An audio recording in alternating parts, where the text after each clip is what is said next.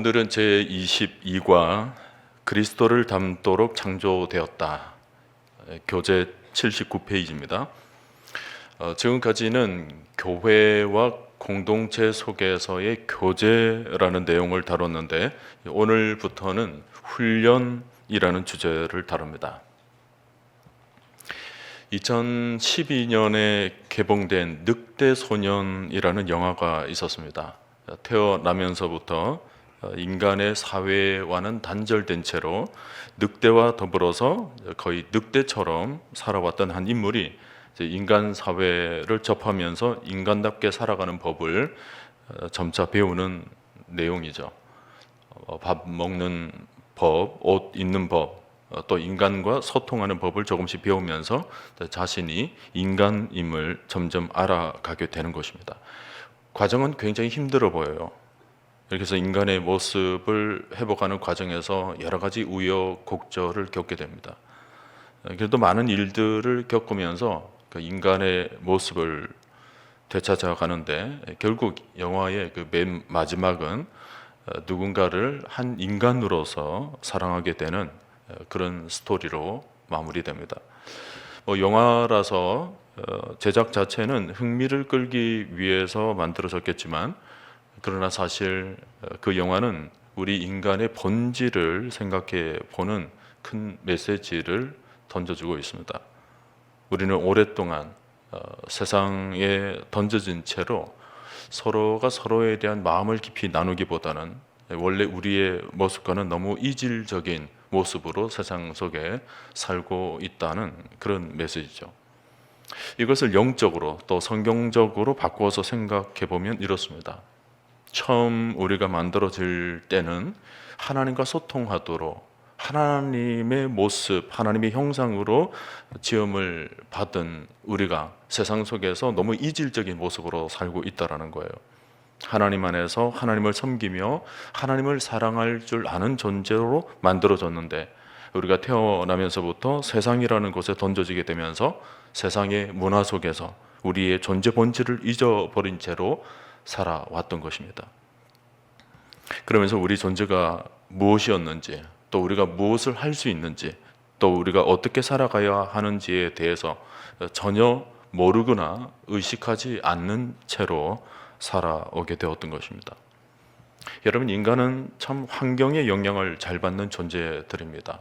살아남기 위해서 어쩔 수 없는 이 고등 존재로서의 적응력이라는 것이 있겠지만 우리 인간은 태어난 바로 그 시대 또 그 장소에서 너무나도 자연스럽게 그 속에서 동화되며 살아가고 있는 것입니다.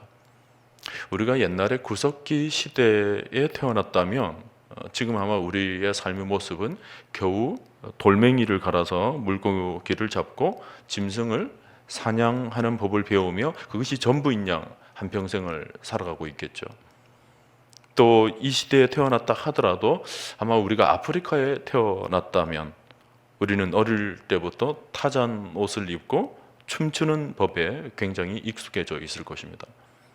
우리의 모습이 문화와 환경 그리고 한 시대의 영향을 받으면서 그 속에서 살아갈 수밖에 없었겠지만 그러나 중요한 것은 그런 동화되어 버린 삶이 우리가 창조된 원래 본질의 모습이 아니라는 것입니다. 늑대의 품에서 던져져서 어릴 때부터 늑대처럼 살아갈 수밖에 없었던 우리였을지라도 그것이 우리의 원래 모습이 아니에요. 우리는 하나님께서 지으셨고 하나님을 닮도록 창조되었습니다.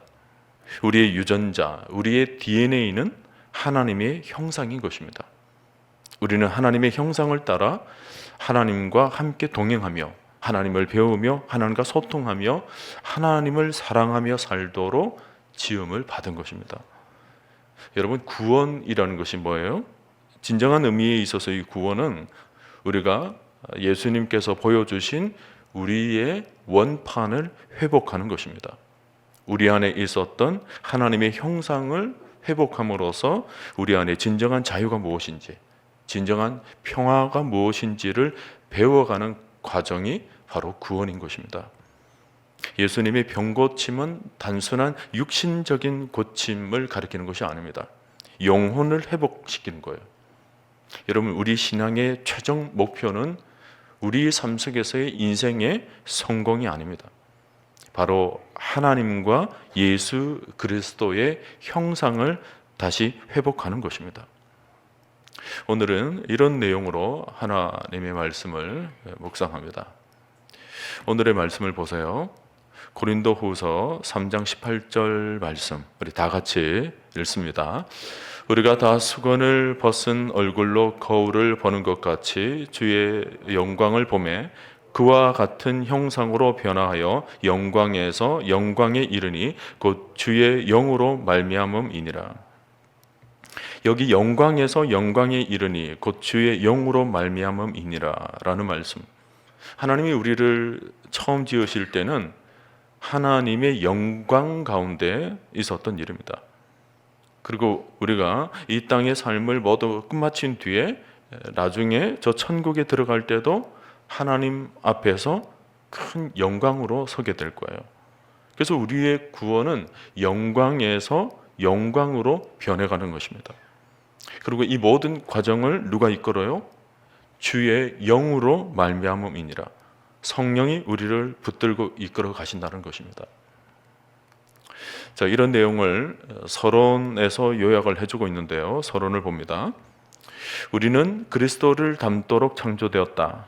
우리를 만드시는 하나님의 마음을 창조 시에 정확하게 표현되어 있다. 창세기 1장 26절, 우리의 형상을 따라 우리의 모양대로 우리가 사람을 만들고, 하나님께서 우리를 지으실 때 하신 말씀입니다. 모든 피조물들 가운데 인간만이 하나님의 형상대로 창조되었다. 이것은 위대한 특권이며 우리에게 존엄성을 부여해 주는 일이다. 우리가 하나님의 형상을 따라 하나님의 모양대로 만들어졌다고 합니다. 아담의 죄로 인해서 비록 이 형상이 일그러져 버렸지만, 그러나 우리의 원래 형상은 하나님의 형상을 따라 지음을 받은 거죠. 모든 피조물 중에 아주 특별한 은혜입니다. 위대한 특권이고 존엄한 모습입니다. 하나님의 형상대로라는 이 말은 구체적으로 어떤 모습일까요? 여기 지금 그림에서 보여지는 것처럼 네 가지입니다. 우리가 영적인 존재라는 것과 또 지적인 존재라는 것, 그리고 관계적이라는 것이고 또 도덕과 인격을 지니고 있다는 말입니다. 이 네 가지, 영적인 존재, 그리고 지적인 존재, 그리고 관계적인 존재, 그리고 도덕과 인격을 가지고 있다는 말. 구체적으로 하나씩 살펴보면요. 첫 번째는 하나님처럼 우리는 영적인 존재입니다. 영적인 존재. 영원히 소멸되지 않는 그 영원한 존재라는 의미도 포함합니다. 우리는 영으로 영원한 존재로 지음을 받았기 때문에 우리의 본질적인 습성은 하나님을 찾게 되어 있고 또 하나님과 소통하게 되어 있습니다. 이 땅의 것이 아닌 내 안에 원래의 형상, 내 안에 거룩한 것을 찾도록 지음을 받은 거죠. 그런데 죄로 말미암아 하나님의 형상을 바라보는 눈이 가리워져 버렸습니다. 그래서 크고 원대하고 거룩한 것을 추구해야 할 인간이 그저 자그마한 육신적인 것에만 관점의 틀이 머물게 된 것입니다. 그때부터 인간에게는 고통이 찾아오게 된 거예요. 사람들은 마음이 왜 허전한지 그 이유를 정확하게 알지를 못합니다. 죄로 인해서 영적인 것이 막혀버렸기 때문에. 그런 것도 모르고 사람들은 엉뚱한 것을 찾으러 다니는 것입니다. 어떤 사람은 우울하다고 말을 하는데 그 우울이 어디서부터 출발하는지 몰라요. 어떤 사람은 슬픔이 있다고 말을 합니다마는 그 슬픔이 어디서 왔는지를 정확하게 알지를 못합니다. 단순히 세상에서 자기가 뭔가 원하는 그것이 채워지지 않기 때문에 우울이 찾아오고 슬픔이 찾아왔다고 말은 하지만 실은 그 원하는 것이 채워지더라도 또 다른 슬픔이 찾아오게 될 것입니다. 이사야 58장 11절 말씀을 보면 여호와가 너를 항상 인도하여 메마른 곳에서도 내 영혼을 만족하게 하시며, 내 뼈를 견고하게 하리니 너는 물된 동산 같겠고 물이 끊어지지 아니하는 샘 같을 것이라. 시편 107편 9절에서도 그가 사모하는 영혼에게 만족을 주시며 줄인 영혼에게 좋은 것으로 채워 주심이로다. 여러분, 우리가 우리 영혼의 만족을 얻으려면 우리 영혼을 채워 주실 수 있는 하나님을 만나야 하는 것입니다. 우리에게 필요한 것은 다른 그 어떤 것이 아니에요. 세상에 그 어떤 것을 채우더라도 또 다른 허덕임, 또 다른 굶주림이 우리 안에 찾아오게 될 것입니다. 정말 우리에게 필요한 것은 바로 우리 영혼을 지으신, 그리고 우리 영혼을 가득 채워주실 바로 하나님을 만나는 일입니다. 우리 영혼은 하나님을 떠나게 되면 그때부터 허덕이게 되는 것입니다. 우리 인생이 고달프게 되는 것은 우리의 욕심이 지나치거나 신경이 예민해져 있거나 이생에 만족할 줄 모르는 배은망덕한 사람이라서가 아닙니다. 원래 우리는 존귀하게 지음을 받았는데 이 땅의 것이 그것을 대신해 주지 못하기 때문에 고달픈 것입니다. 성도 여러분, 우리는 하나님으로부터 지음을 받았습니다. 그저 이 땅에서 이 땅의 것으로 하루하루 밥만 먹고 사는 존재가 아닙니다. 영적인 존재이기 때문에 영이 채워져야 우리가 만족을 얻게 되는 줄로 여러분 믿으시길 바랍니다. 엉뚱한 것을 붙잡지 마십시오. 영적인 것에 관심을 두시고 우리의 영혼을 채우시기를 바랍니다. 둘째로, 우리 인간은 지적인 존재입니다. 우리는 생각하고 논리에 따라 사고하며 문제를 해결하기도 합니다. 하나님은 지식이 무궁하신 분이십니다. 때문에 우리 인간도 그 지적인 습성을 지니고 있어요. 끝없이 호기심을 가지고 있고 또 탐구 정신을 발휘하며 살아가고 있죠. 뭔가 새로운 것을 찾고자 하고 궁금한 것이 있으면 악착같이 그것을 좀 알려고 하고, 이런 것들도 하나님의 형상을 지니고 있기 때문에 그렇습니다. 뉴턴이 중력을 발견하고 운동의 법칙을 발견한 것도, 또 아인슈타인이 빛의 성질을 연구한 것도, 파스테르가 미생물을 연구한 것도, 또 에디슨이 전기나 전화나 또 축음기 같은 것들을 발명한 것도 모두가 다 지적인 습성을 가지고 있기 때문이죠. 오늘날 세계를 하나로 묶는 교통망, 통신 체제, 컴퓨터의 정보 처리, 발전된 의료 시설들, 각종 편의 시설들, 이 모든 것들이 다 인간이 생각하고 논리에 따라서 사고하며 문제를 해결했기 때문에 생겨난 결과물들입니다. 우리가 모두 지적인 존재들이라는 거예요. 근데 여기서 더불어 생각해야 될 중요한 것은 인간에게 그런 현실적인 이 땅에서의 지식만 가지고 있는 것이 아닙니다. 더 나아가서 우리에게는 형이상학적인 지식도 가지고 있습니다. 그런 습성을 지니고 있어요. 이것은 생물적인 지식, 눈에 보이는 지식이 아닙니다. 눈에 보이지 않는 저 너머의 세계에 대한 지적인 습성을 가리키는 거죠. 하나님께서 하나님의 형상으로 우리를 지으실 때 우리가 이런 눈에 보이는 것만 바라보는 것이 아니라 눈에 보이지 않는 그 형이상학적인 영역의 지식에까지도 우리가 관심을 가지도록 만드신 것입니다. 이런 습성으로 우리가 하나님의 세계를 바라보게 되고 또 천국을 갈망하게 되는 것입니다. 자, 셋째로, 우리는 하나님처럼 관계를 중요시합니다. 동물들은 힘을 중요시하지만 우리 인간은 관계를 중요시합니다. 초두의 창세기 1장 26절에서 보았을 때 하나님이 우리의 형상을 따라 우리의 모양대로 우리가 사람을 만들고 말씀하셨는데, 그 말씀을 가만히 보면 우리라는 말이 3번이나 들어가 있습니다. 그만큼 하나님이 관계 속에서 우리를 만드셨다라는 것입니다. 우리 하나님은 성삼위 하나님, 그 관계 속에서 존재하시는 분이시고 관계 속에서 일하시는 분이십니다. 그런 하나님을 우리가 닮은 것입니다. 하나님처럼 우리도 관계 속에서 살아가도록 지음을 받은 것입니다. 이 관계는 인간과 인간끼리만의 관계를 의미하지는 않습니다. 위로의 그 하나님과의 관계까지 모두 포함하는 것입니다. 창세기에서 에덴 동산이 아름다웠던 것은 아담과 하와 이 두 사람이 있었기 때문만이 아닙니다. 하나님도 그 속에 함께 하셨습니다. 그러니까 아담과 하와, 하나님 이렇게 세 관계 속에서 공동체를 이루며 살았기 때문에 에덴 동산은 아름다웠던 것입니다. 자, 넷째로 우리는 도덕과 인격을 가지고 있습니다. 여기서 말하는 도덕이란 인간이 흔히 문화 속에서 가지는 관습적 도덕을 말하는 것이 아니고 하나님의 성품을 닮은 절대적 도덕이죠. 어느 시대, 어느 문화와 상관없이 보편적으로 적용되는 절대적 선을 가리킵니다. 그리고 하나님의 성품을 닮은 인격, 이것은 흔히 갈라디아서 5장 22절에서 보여지는 성령의 9가지를 닮은 거죠. 사랑, 희락, 화평, 오래 참음, 자비, 양성, 충성, 온유, 절제.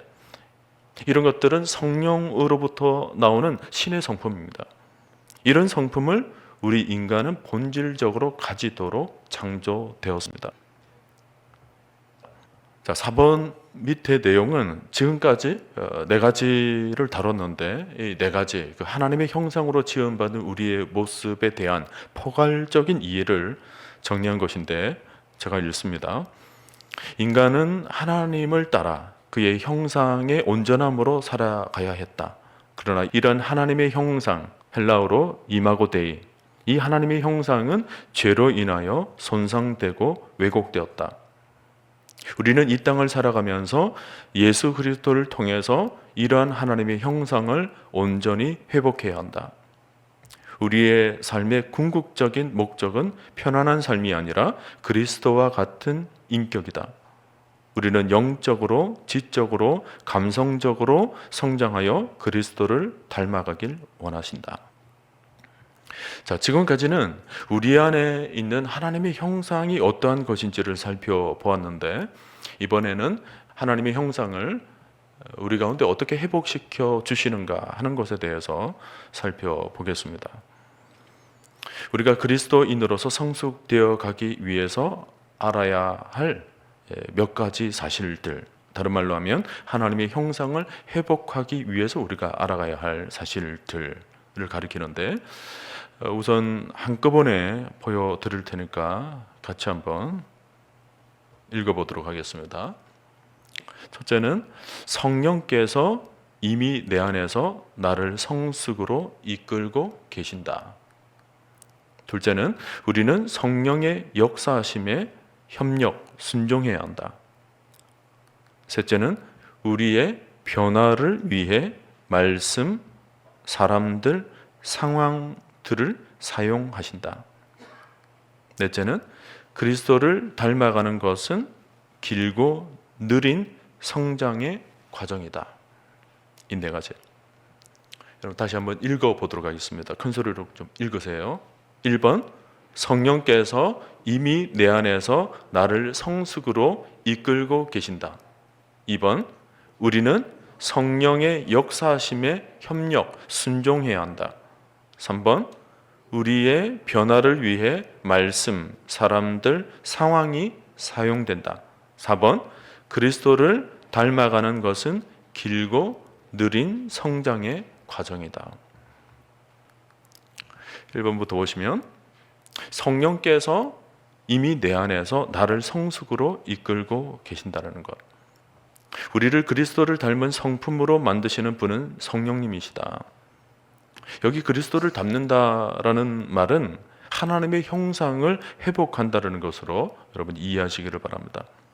예수님 닮아가는 과정, 즉 하나님의 형상을 회복하는 과정을 성화라고 부르는데 이 성화의 주체는 성령님이시다.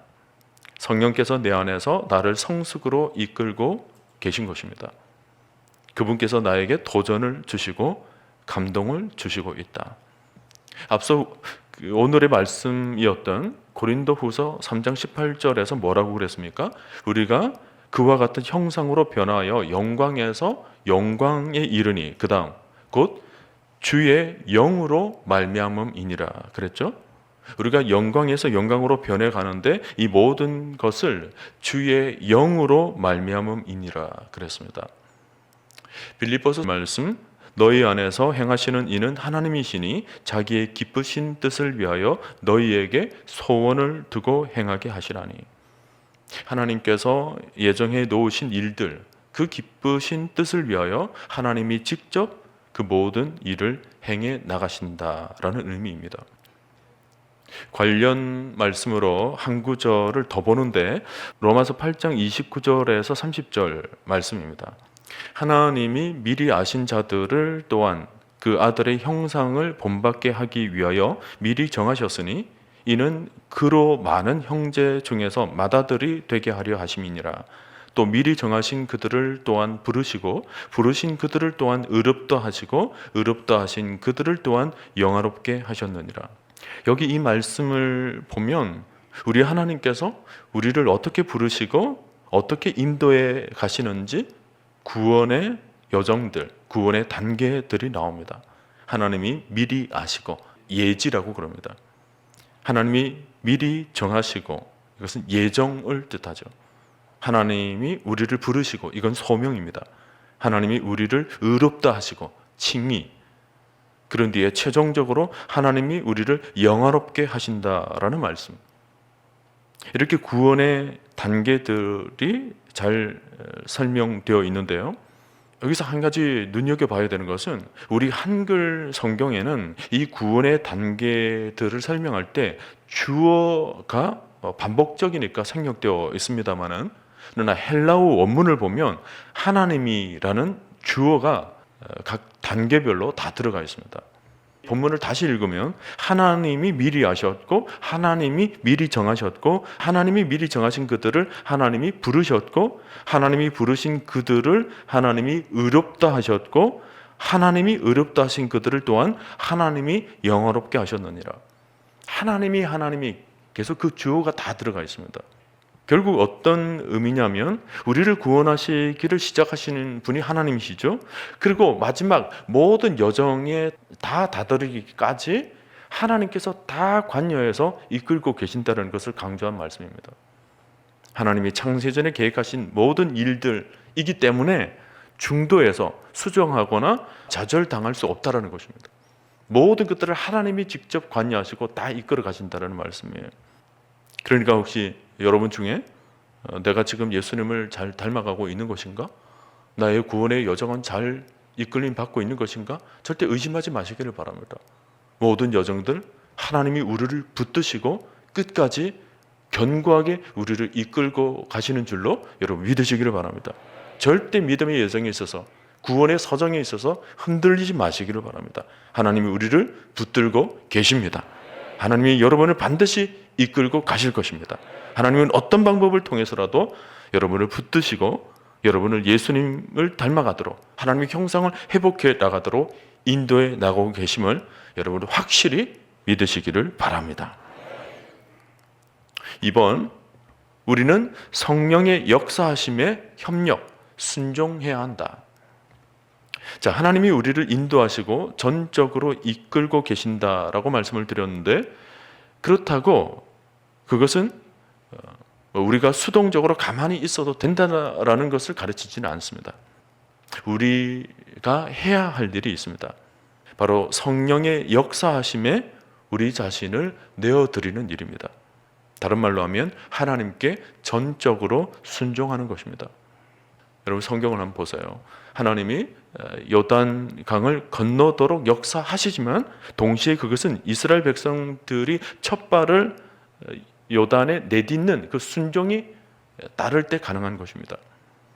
가나안 혼인 잔치에서 우리 주님이 물을 포도주로 바꾸도록 역사하셨지만 동시에 그것은 주님이 하시는 말씀을 그대로 순종했을 때 일어난 일들입니다. 이것처럼 하나님의 일은 전적으로 하나님께서 이끌고 역사하시지만 동시에 그 모든 일은 우리가 믿음으로 순종할 때 그 역사를 시작하십니다.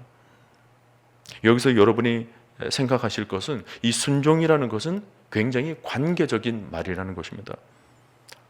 하나님은 얼마든지 독자적으로 움직이실 수 있으신 분이십니다. 하지만 하나님은 우리를 그분의 역사에 끌어들이기를 기뻐하십니다. 그렇게 하나님은 우리와의 관계 속에서 일하시기를 원하시는 분이라는 것을 우리가 인식할 필요가 있습니다. 교재를 보세요.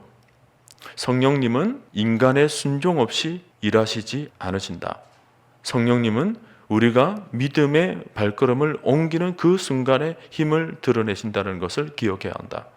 이에 대해 바울은 에베소서 4장 22절에서 24절에 그리스도를 닮아갈 우리가 져야 할 세 가지의 책임을 얘기한다. 에베소서 4장 22절에서 24절을 보면 순종을 위한 세 가지의 태도가 나오는데요. 앞에 스크린을 보면서 이 말씀하고 대조를 좀 해보시기를 바랍니다. 첫째, 우리는 옛 태도를 버려야 한다. 4장 22절에서 이렇게 말씀을 합니다. 너희는 유혹의 욕심을 따라 썩어져 가는 구습을 따르는 옛사람을 벗어버리고 옛날 우리를 지배해왔던 그 잘못된 습관들, 의미 없이 굳어져 버린 습관들, 순종의 삶을 위해서는 이런 것들을 가장 먼저 벗어버리는 것들이 필요합니다. 둘째로 우리의 사고방식을 바꿔야 한다. 23절에 나오는데 오직 너희의 심령이 새롭게 되어, 순종하는 사람들은 그 심령이 철저히 새롭게 된 사람들이죠. 바꿔 말하면 우리가 심령이 새롭게 되었다라는 것을 어떻게 아느냐? 바로 우리가 순종하고 있느냐 하는 것을 보면 된다라는 말입니다. 셋째, 우리는 새롭고 거룩한 습관을 발전시킴으로 그리스도의 성품을 입어야 한다. 24절에 하나님을 따라 의와 진리의 거룩함으로 지으심을 받은 새 사람을 입으라. 순종을 위한 우리의 태도는 철저히 새 사람을 입는 것입니다. 하나님을 따라 의와 진리와 거룩함을 그대로 입어서 완전히 새 사람을 입는 것입니다. 에베소서 4장 22절 이하의 말씀은 우리의 영혼을 완전히 하나님의 형상으로 혁신시키는 말씀입니다. Spiritual Innovation. 지금 세상에서도 이노베이션이라는 말을 사용하는데 사실 그 단어는 굉장히 영적인 의미를 지니고 있는 말입니다. 이 말은 기존의 일에 대해서 의미를 찾고 발견하고 또 새로운 의미를 부여한다라는 뜻을 가지고 있어요. 에베소서 4장 23절을 현대인의 성경에서는 뭐라고 번역하느냐면 마음과 정신이 새롭게 되어 하나님의 모습대로 의와 진리와 거룩함으로 창조된 새 사람을 입으라, 이렇게 기록되어 있는데 이것이 바로 영적인 이노베이션입니다. 여러분, 신앙은 혁신입니다. 가치 없는 일에 새로운 의미를 부여하는 일이죠. 우리가 하나님의 형상을 잃어버렸을 때 세상 속에서 아무런 가치 없이 살고 있었던 우리의 몸인데 여기에 스피리추얼 이노베이션이 적용되는 것입니다. 새 사람을 입는다는 것은 우리 안에 새로운 가치의 의미들을 발견하게 되고 새로운 의미가 부여되면서 우리가 새로운 혁신이 일어나게 되는 거예요. 영적으로 완전히 변화되는 거죠. 성령님의 생각은 언제나 혁신적이십니다. 가치 없다고 하는 것들에 대해서 항상 창조적인 의미를 부여하시죠.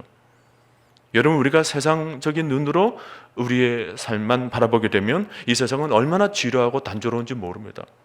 전혀 새로운 것이 없어요. 어제의 일이 오늘의 일이고 오늘의 일이 내일의 일이에요. 그저 하루하루 그냥 일어났다가 반복되는 삶 속에서 의미 없이 살다가 우리는 그냥 이 땅에서 아무런 종적 없이 사라지고 말 것입니다. 사람들의 삶은 늘 그 삶 속에서 지루한 삶을 반복할 뿐입니다. 세상의 모든 삶이 그래요. 그러나 하나님의 사람, 성령으로 가득 차 있는 사람의 삶은 항상 새롭습니다. 어제의 삶과 오늘의 삶이 달라요. 하나님께서 새로운 삶의 의미를 부여해 주시는 거죠.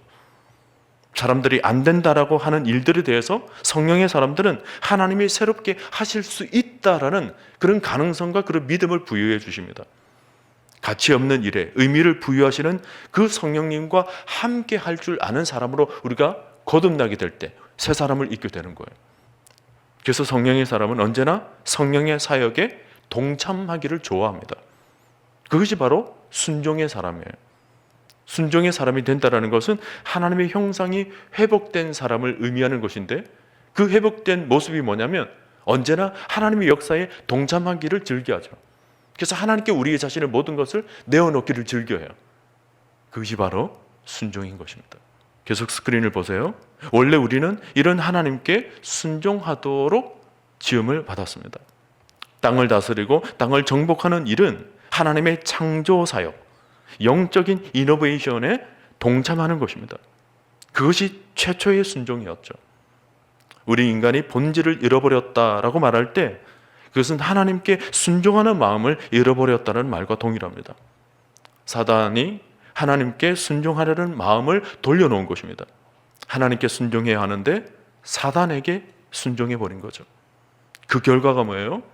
우리의 삶의 방향이 뒤로 퇴보해버린 것입니다. 여러분, 우리는 하나님의 형상을 회복해야 합니다. 하나님께 순종하고 하나님의 창조적 사역에 협력하는 마음이 회복되는 것이 바로 하나님의 원래 형상을 회복하는 것입니다.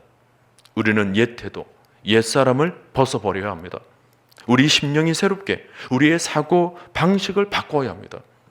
그리고 하나님을 따라 의와 진리의 거룩함으로 철저히 새 사람을 입어야 하는 것입니다.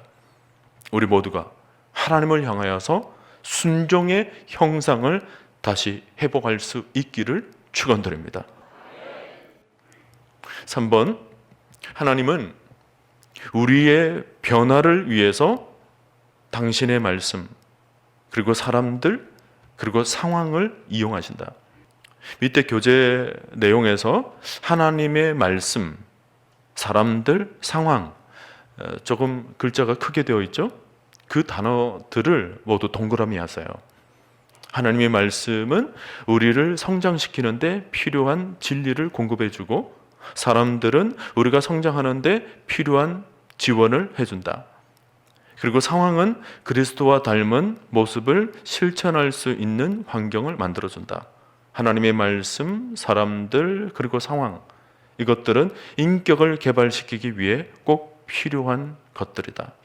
여기서 말하는 인격이라는 것은 신의 성품을 가리키는 것입니다. 영적인 성숙은 혼자 개인적으로 추구하는 것이 아닙니다. 우리가 앞서 배운 내용이 있죠. 우리는 혼자서는 절대 그리스도인이 될 수가 없어요. 혼자서 성숙할 수가 없습니다. 다른 사람들과 함께하고 그들 속에서 서로 영향을 주고받아야 되는 것입니다. 이것이 우리에게 공동체가 필요한 이유죠. 우리가 접하는 말씀들, 그리고 우리가 만나는 사람들, 그리고 우리에게 일어나는 모든 상황들은 우리가 주님을 닮아가도록 만들기 위한 최적의 도구들이라는 것을 우리가 잘 알아야 합니다. 로마서 8장 28절 말씀, 우리가 알거니와 하나님을 사랑하는 자, 곧 그의 뜻대로 부르심을 입은 자들에게는 모든 것이 합력하여 선을 이루느니라. 하나님은 모든 것들을 사용하셔서 우리를 하나님의 형상이 회복되도록, 예수 그리스도를 닮아가도록 만드시는 것입니다. 하나님은 좋은 것들도 사용하시지만 나쁜 것들도 사용하실 때가 있습니다.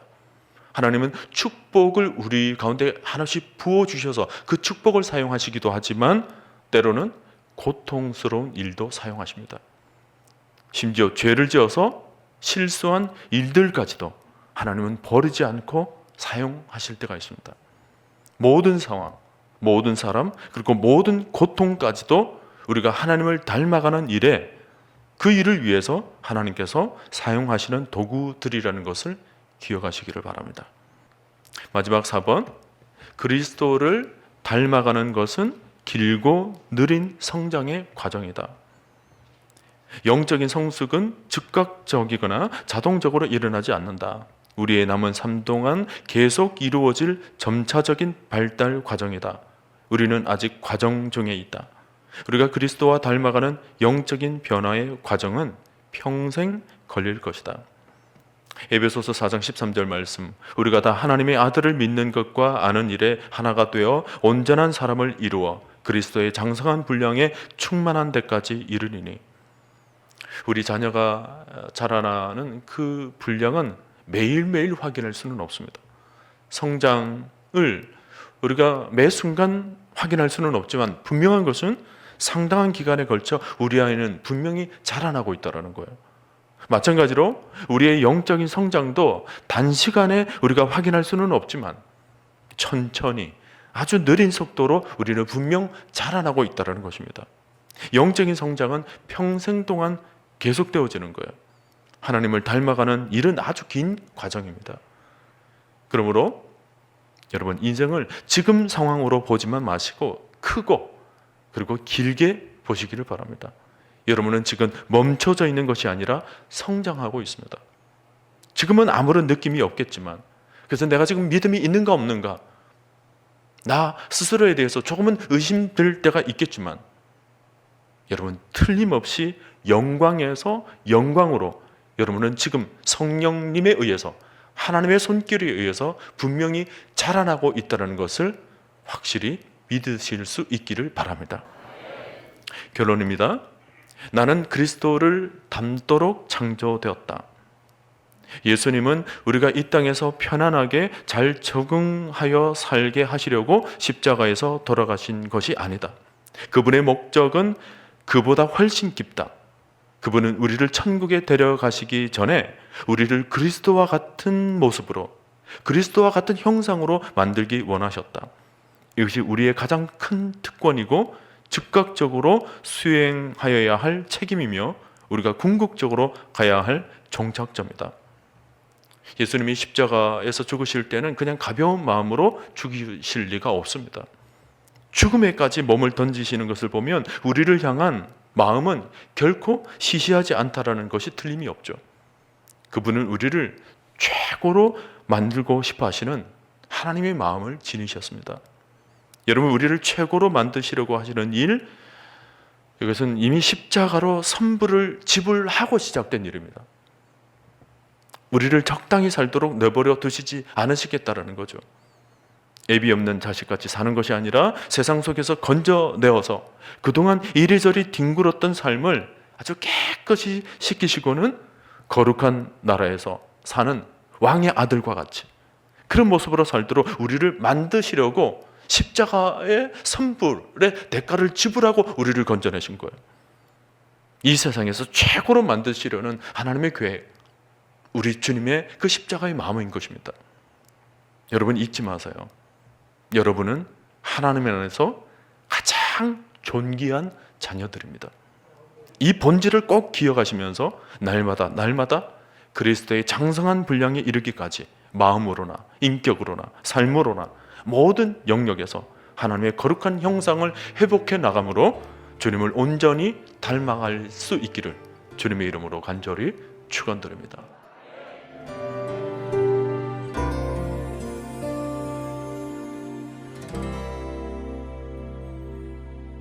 보혈을 지나 하나님 품으로 보혈을 지나 아버지